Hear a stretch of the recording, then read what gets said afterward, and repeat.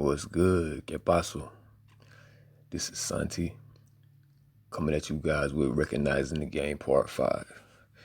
And this is a continuation of the previous video. And it was influenced by a conversation I had, and it's from the segment I done entitled Semen Retention is Red Pill Part 3. This conversation in particular was with a woman, and she was speaking out of turn. And so, what I want to speak on is an aspect of the masculine frame that makes it distinct from the feminine. I had to put her in her place because when it comes to standing up for yourself before a woman or anyone in general, however, this is specifically directed towards women. Don't ever let a woman disrespect you for the difficult decisions that you had to make for yourself as a man, especially in relationships and you having to walk away from someone that you genuinely cared about because of the fact that they disrespected you and what you stand for. They disrespected your principles. In society, we've been given this concept of love that is deeply romanticized and is based in a codependency and a false sense of self. No one should make you. And what I mean by that is make you who you are, or claim that they made you who you are and you ever haven't allowed them to do so. In this life, you want to have achieved your own self-understanding that is grounded upon your inner truth and enlightenment, which brings forth the realization of finding your purpose. So coming into your manhood in Western society, it seems that it's easy for a woman to say whatever she feels and provoke you and do things that push you to the point where you want to hit her. And this goes for women regardless of race.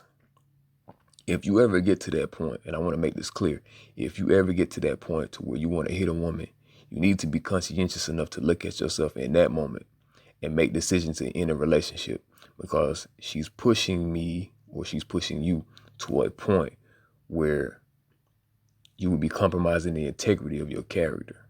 And as a man, you have the natural born right to defend yourself against anyone, be it man or woman. I don't care if a woman puts her hands on me. I'm going to defend myself. So, I won't be the aggressor, but she's not going to put her hands on me. Everything in nature has the right to defend itself, and that's something I stand by wholeheartedly. I heard in the past, don't argue with a woman, or you can't argue with a woman. But the way that they present it to me, or the way that it's presented to me, is bullshit. Because if you're standing by who you are as a man and the decision that you make as to why you do what you do, you speak on your behalf, defend yourself, and you stand your ground. So when you speak, what you say, mean it wholeheartedly and do not backtrack. And so that's one thing about semen retention. It's an evolution of NoFap, with NoFap being abstaining from porn, masturbation, and orgasm. Semen retention is conserving and retaining that energy within yourself, and you're not expelling it. So with semen retention, there is an aggression that develops over time. And what I had spoken on about in the previous video, as your animalistic nature, that part of you thrives and is action oriented. It wants to exert itself in the natural world, and that part of you emerges when you need to defend yourself against people's negative energy, defend yourself against people's judgments, defend yourself against people's attempts to defame who you are. Don't ever let a person feel that they can say whatever they want. You feel me? Don't ever let a person feel that they can say whatever they want to say to you. Sometimes as a man, you have to be stern and let them know, I'm not with the shit. I'm not with the games. I'm not playing. There are women out there who like to argue. Fuck that. You say what you have to say. You put them in their place and you keep it moving as active masculine energy should. It's not any going back and forth over the shit. Not you calling my phone, not you sending me a whole bunch of text messages. We're done. Once I speak my stipulations, my boundaries in regards to how you're going to interact with me, if you continue to do the same shit, then you don't respect me. And as a man, if you keep doing that shit You're going to push me to the point where I'm going to hit you. And that goes beyond your gender. Sometimes I have to use profanity in my videos to make a point and to make things clear. So semen retention is going to tap into that innate aggression, that inclination to be physical and exercise your right of self-defense, your right to exist, fighting for yourself and fighting for your freedom. And no one has the right to take that away from you. We as human beings, we are meant to be free. No man was meant to be answering to another man or fulfilling another man's wishes.